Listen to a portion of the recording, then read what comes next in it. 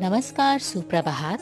ब्रह्मा कुमारीज के नवप्रभात पॉडकास्ट में आप सभी का स्वागत है।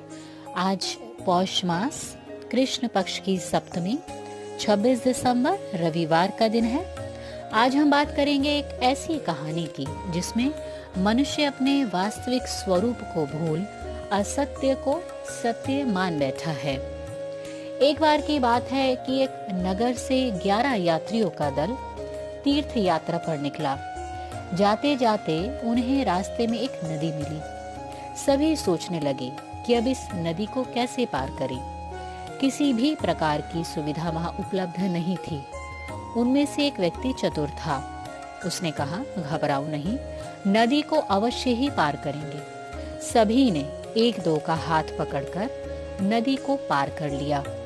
फिर उस चतुर व्यक्ति ने कहा, गिनती तो कर लें कि हम सभी हैं या नहीं हैं। उसके कहने से एक ने गिनती करनी शुरू की। 1 2 3 4 10।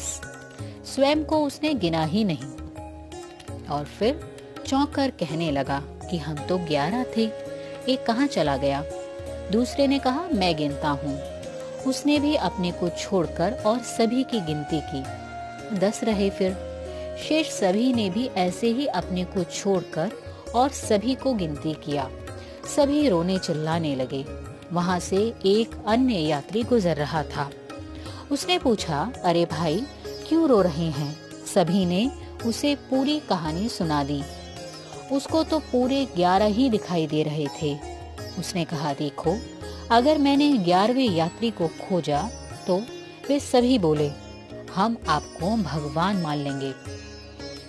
यात्री ने कहा, बहुत अच्छा, बैठ जाएं। सभी बैठ गए। यात्री ने कहा, जैसे ही मैं आपको एक चमाट मारूंगा तो 1 2 3 कहते जाएं। यात्री ने मारना शुरू किया। एक को मारा। उसने कहा 1, दूसरे को 2। इस तरीके से सभी अंतिम 11 व्यक्ति तक पहुंच गए। फिर सभी बहुत प्रसन्न हुए। सभी ने उस चमाट मारने वाले व्यक्ति को कहा, सचमुच आप तो भगवान हैं। हमें तो उन यात्रियों की मूर्खता पर हंसी आती है, परंतु सोचकर देखें हम स्वयं क्या कर रहे हैं। हम 11 यात्री चले थे इस जीवन रूपी यात्रा पर। 5 कर्मेंद्रियां, 5 ज्ञानेंद्रियां और 11वीं आत्मा।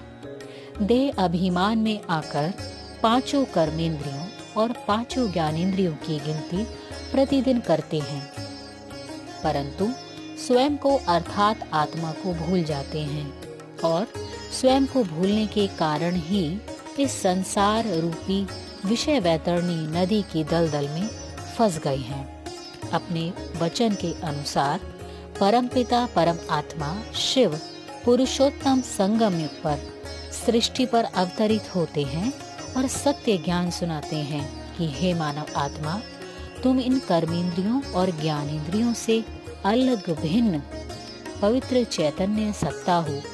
शांति तुम्हारा स्वधर्म है।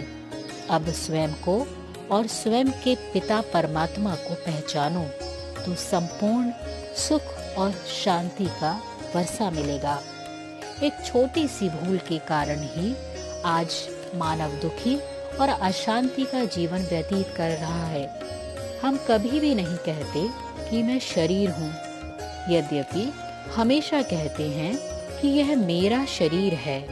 आखिर विचार करें कि यह मैं और मेरा कहने वाला है कौन। आज के पॉडकास्ट में इतना ही। मुझे दीजिए इजाजत। कल फिर मिलेंगे। तब तक के लिए आप सभी को मेरा सादर प्रणाम। अपना ध्यान रखिएगा। ओम शांति।